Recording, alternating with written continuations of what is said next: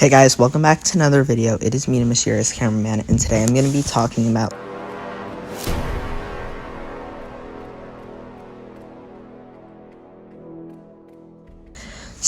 this is a very interesting fan film, and in my opinion, it is one of the best fan films of all time. And I didn't think it would be fair to it to do a very short review for a good fan film, because I never would have done that in the past before. But saying that, I'm going to try and just say some details I found in the trailer breakdown I did a few weeks ago, and also find a lot of new details, because this is a long fan film. Also, I forgot to mention that this is post-editing, I forgot to mention that he actually reposted on his channel my breakdown of the video that I posted a few days ago.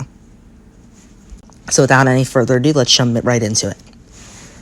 So the first detail isn't really a detail, it's more the visual effects of the Spidey sense. It comes out a lot during the film. And it's pretty cool. It's very different than the comics. And I should add that this film is shot like a comic book. It looks a lot like how a comic book would look. And I don't really know if it's a good thing. But, like, it's a very weird thing in a way because, like, it looks like a comic book, and I like that about it. It's like the Hulk movie from, like, 2003 or whatever, how it looks like a comic book. And I'll get into that later in the breakdown, but I kind of just like the Spidey sense, and it kind of looks cool, and I'll bring it up again in a few minutes. Next up is this first fight with the symbiote. None of the attacks land. Look. This one screenshot I took of it. This is him hitting the punch. Yes, I said that correctly. This is him hitting the punch. Yeah, that's, in my opinion, just kind of weird. Here's another one of him completely missing his face, and yet it hit him. Yeah, I just thought that was kind of funny. Yeah.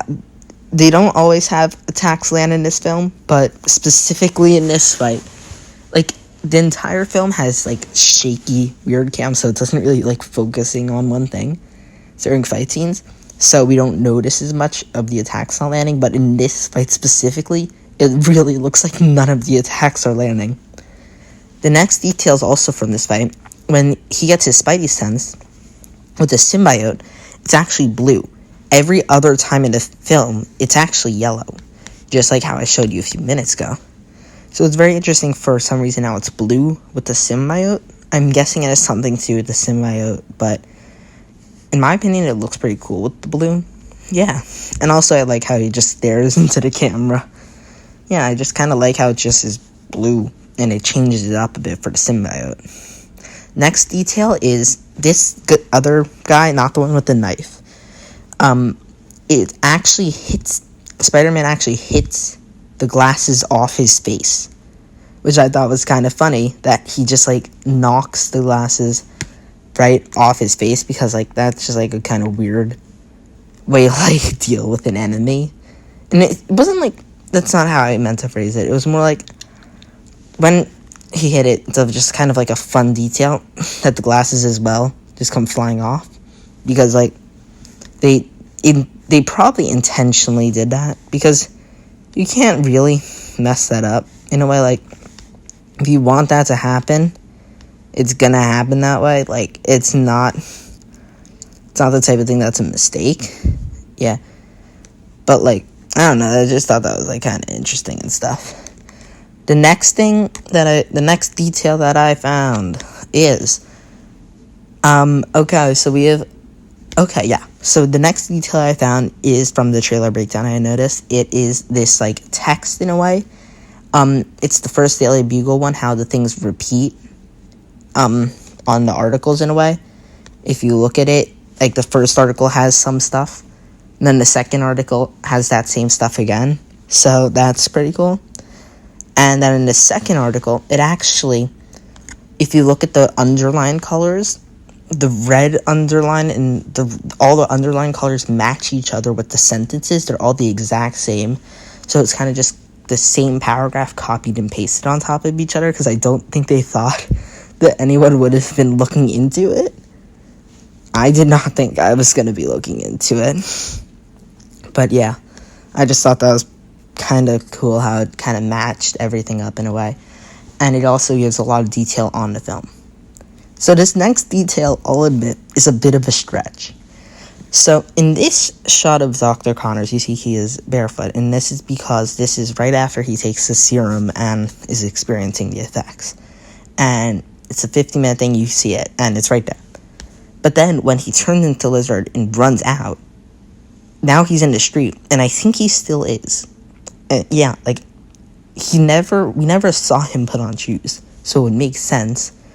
But it's also weird because, like, they're in an open area, so, like, the filmers of it probably wouldn't have done that. But if you watch it 0.25x speed, I do think I'm correct about it.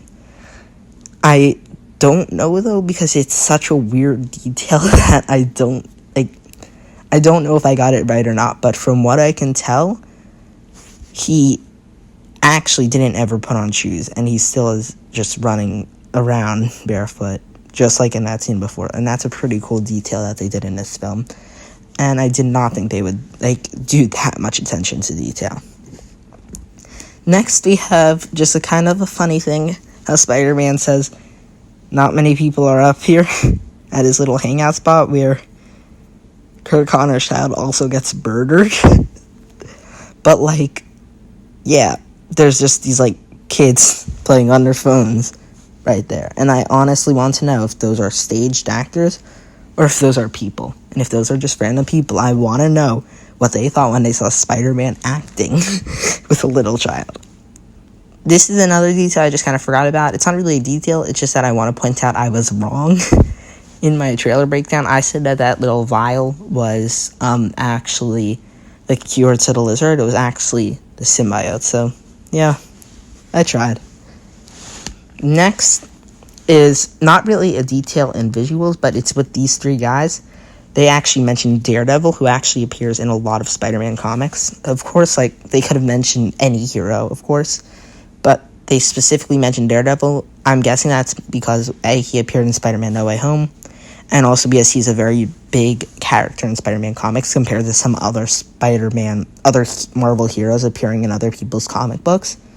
Daredevil's, I think, a more often one. So I think it's a fun detail how they mention Daredevil, because most fan films usually have, like, one joke about another character, specifically, like, Marvel ones. Usually Marvel ones have, like, one joke to another character. And I think it's kind of cool how they specifically did Daredevil and stuff. Yeah. This next one is a few things. It's kind of we see the Spidey sense without getting the visual of the Spidey sense. And this is when Peter's looking at Dr. Connors with the hand there and then it's gone. I think it's kind of a way of using the Spidey sense, but without visually seeing it. Because a lot of the time in the film, we see the Spidey sense, and then he verbally tells us what he sensed. But this is a lot more like No Way Home in a way, with the Green Goblin scene, where he has to sense what's going on, and then can't notice it and whips Willem Dafoe.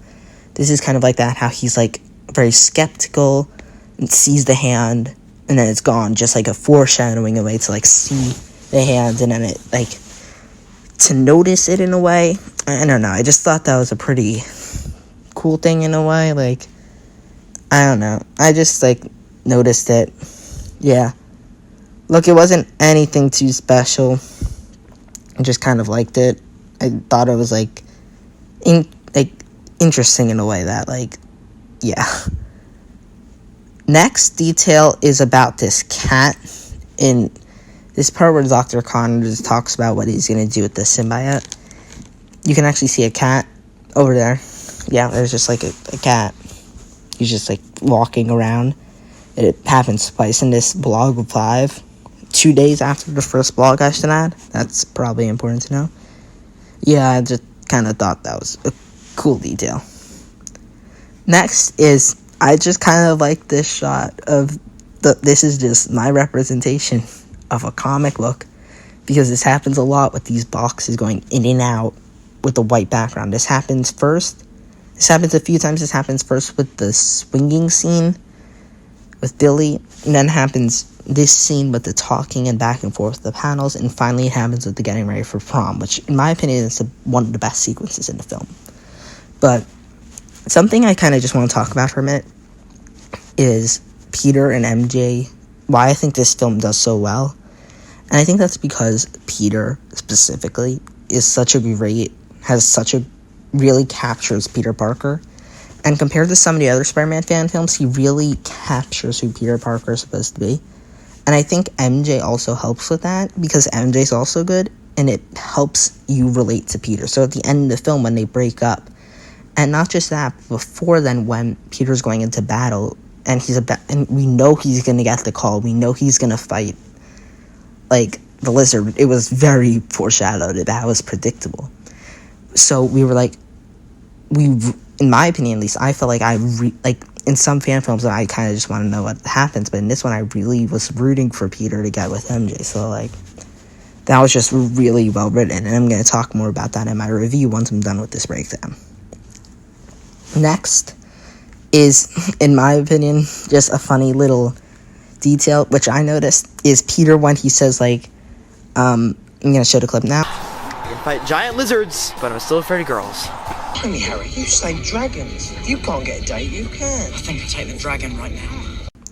I think, personally, that's a reference to the Goblet of Fire. Sorry for the quality of this clip. Yeah, so that's personally what I thought. I just kind of noticed that. Thought it was kind of funny how it's like, I can fight a lizard, but I still can't get girls. And he's like, and Ron's like, if you can go to defeat a dragon, why can't you? Yeah. Next isn't really a detail. This, in my opinion, this shot is just hilarious. Billy calling Spider-Man, and then the lizard jumps up, and it's like roar. I don't know. I just thought that shot was funny. I should add, at this point in the film, there aren't many details left. I find there are some issues I have at this point. Next detail, and this is the final detail in the film. This is nope, I have two more details. First detail is that Spider-Man has the ringtone of, like, like that one, like Spider-Man one. Everyone knows it. I just thought that was a cool detail. Everyone probably knows it. Next thing I just want to point out, this suit, this Spider-Man suit for this final battle, looks amazing. Next, before I talk about the final stuff in the final battle, I'm just gonna jump a bit to the end of the film. I was right. In the trailer, I said Peter would be late to prom, and that was him running. And I said that in the trailer, and it was a 1 second. It was a 1 second clip. It was like, and he run, and I predicted it was Peter, and I was right. It was Peter going late to prom, and I was right. I was surprised. I was very surprised. I thought I would be wrong on that. Okay, yeah. Next is two things I think are weird. The first one is that he dies by getting hit by a car. I thought it would be cool if he gets defeated by the Billy thing and stuff. But no, he just gets hit by a car and dies. I don't mind it that much compared to what I'm going to get to in a minute, because the next thing I think is so messed up. But this isn't that bad. It's fine. Look, it's kind of stupid, but, like, Spider-Man stories are stupid. Okay. Here's my main... If I could fix one thing about this film, it would be this. There is one main issue I have with this film. And that is, Peter comes back to prom with seeing MJ, and he's covered in blood. There's 4 big thingy splotches of blood on his shirt. His jacket's half on. There's blood trickling down one side of his face and a huge gash on the other one. There's like a cut on his neck. There's blood coming out of his mouth. MJ does not seem to notice. I don't care if I hate a person so much, but there's no way MJ does not care or even ask that Peter is bleeding. Well, it's not even that she doesn't see him. She literally looks straight at Peter in the spinal. I'm showing this. She looks at him, and she doesn't even question the fact that he is covered in blood. If she even asked are you okay when she first looked at him, and he just was like, no, it's nothing, I don't care that she wanted to break up with him. She should have at least noticed that he was covered in blood. And he's just like, she doesn't even react. She doesn't react. She's just like, you broke my promise. Goodbye, Peter. Good luck on your exams. She doesn't even ask, I hope you feel better. Like, even if there was one line, like, are you okay? And he just brushed it off. Or, like, that would have been fine with me. Because, like, I like the fact that she breaks up with Peter. I like that they don't go for one last dance. But I don't like the fact that she doesn't care that he is literally bleeding. I do not like that part. And I know it is, like, nitpicky in a way to say that. But, like, the fact that she doesn't seem to notice that her ex-boyfriend has emergency room level injuries astounds me. That took me... I don't know. I've seen this fan film twice, and I don't think I'm ever gonna understand that, because, like, in my opinion, at least, I'm done with... I can't think about that shot anymore. Now that we're done now that is all the details I found in this fan film. So, if you just came here for the details, I'm done with those. I am now going to talk about my thoughts on this fan film. So, what did I personally think of this fan film? I actually really enjoyed this. In my opinion, it is one of the best fan films of all time. Because this video is very long already, I'm just going to go through the 6 things. Directing and cinematography is not great. I personally think the shaky cam for the fight scenes would work, but I don't think it works when we don't really focus on the characters. But in other times, I really like the cinematography, so it's decent. It's not anything special, really. Editing. In my opinion, personally, there's 2 types of editing in this film. There's, like, the cuts and stuff, and, like, that stuff, and then there's the CGI. The cuts, I think, are amazing. I really do like the comic board panels and stuff, how this things shrink in and the boxes come in and stuff. I really like that. What I don't like is how, like, the Spidey scent, like, the whipping, like, the spider webs don't look great and stuff. And that's kind of normal because it's a very difficult power to do. But, like, I don't know, it's like, that would be really bad for editing. That editing is really bad, but I also really like the square editing. So, like, it's good. It's fine. Like, it's decent. And I know this is also difficult because this fan film came out, and I'm filming this the September 3rd, day of. I know it comes out a day after, and that's because this took me a while to do. And I'm filming half of this September 4th. But 2 days ago, the Spider-Man Lotus VFX came out, and those were better than Marvel movie VFX.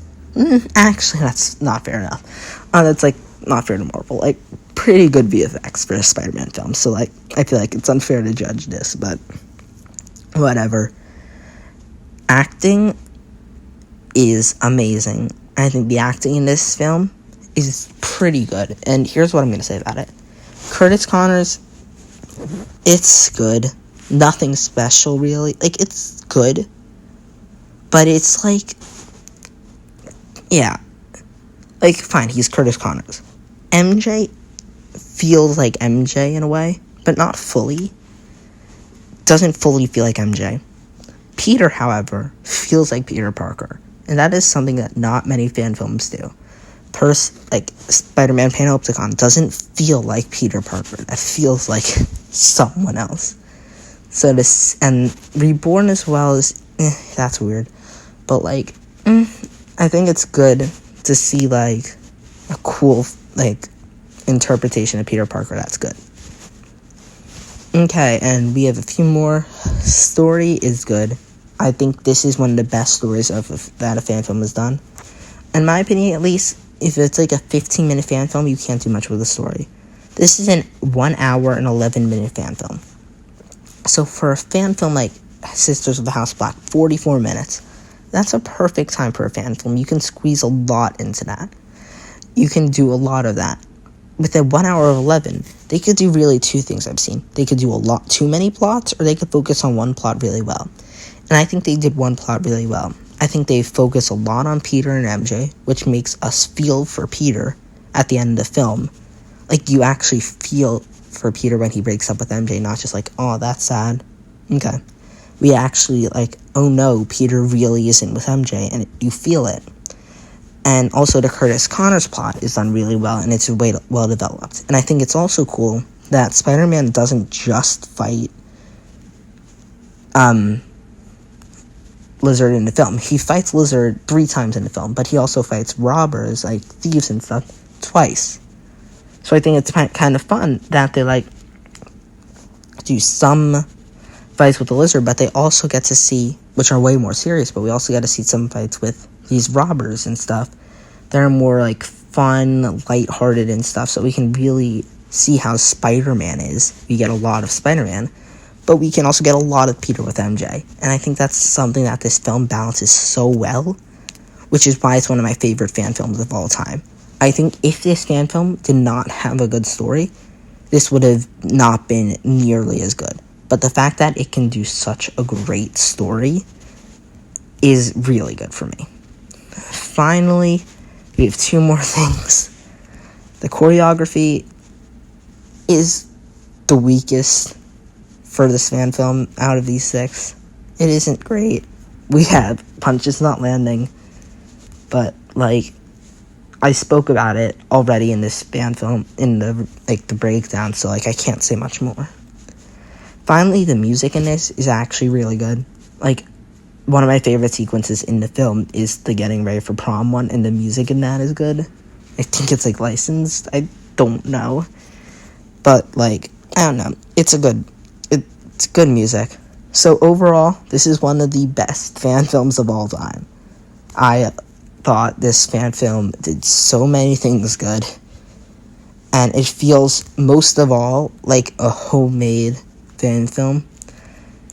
And I don't know if that makes it necessarily good, but I think what makes it the best is that it really can tell a good story, and not once there weren't as many plot holes and stuff, because it really was able to do a really good story and tie up all the loose ends.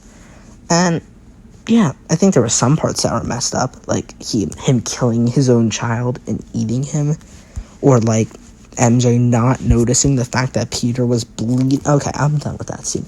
But like, I think overall I just really enjoyed this fan film. Besides that, thank you so much for watching this video, and see you guys in the next one. Bye guys.